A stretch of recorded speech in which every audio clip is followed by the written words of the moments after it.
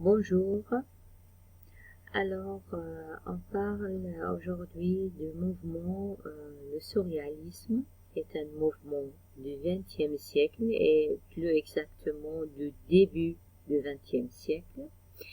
C'est un mouvement artistique que l'écrivain André Breton l'a défini pour la première fois dans le premier manifeste du surréalisme paru en 1924.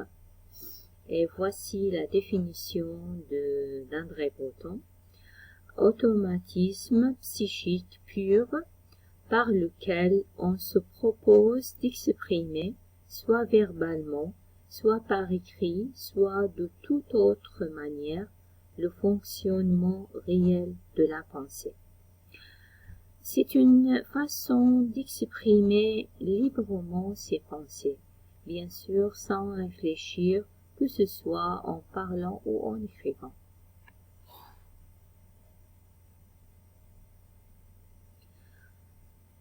En fait, le mot a été inventé pour la première fois et utilisé par le poète Guillaume Apollinaire. Et en fait, ce mouvement, qui repose sur le refus de toutes les constructions logiques de l'esprit. Il est basé sur, en fait, les valeurs de l'irrationnel, de l'absurde, du rêve, du désir et de la révolte. Ce mouvement vise à libérer l'esprit des contraintes de la logique. Il permet d'explorer des idées sans limite. Et c'est un mélange de rêve et de la réalité. C'est aussi une technique innovante. Les artistes utilisent des méthodes nouvelles comme l'écriture automatique, c'est-à-dire sans réflexion. Et les poètes les plus qui représentent ce mouvement sont bien sûr le chef, c'est André Breton. Il y a aussi Louis Aragon, il y a Paul Éluard et il y a aussi Jacques Prévert qui a abandonné ce mouvement dans les années 30. Les principes du surréalisme sont expression de l'inconscience,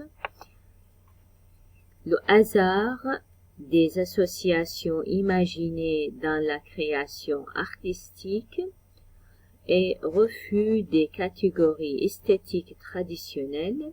Ce mouvement est basé sur l'innovation surtout, l'art comme instrument de libération et de révolution. Et les principaux thèmes de ce mouvement sont, bien sûr, quand on dit l'imagination, il y a l'amour fidèle et la femme aussi. Alors l'inconscient, le rêve et l'imagination. Alors comme a dit Paul Éluard, c'est un exemple de rêve et de l'imagination.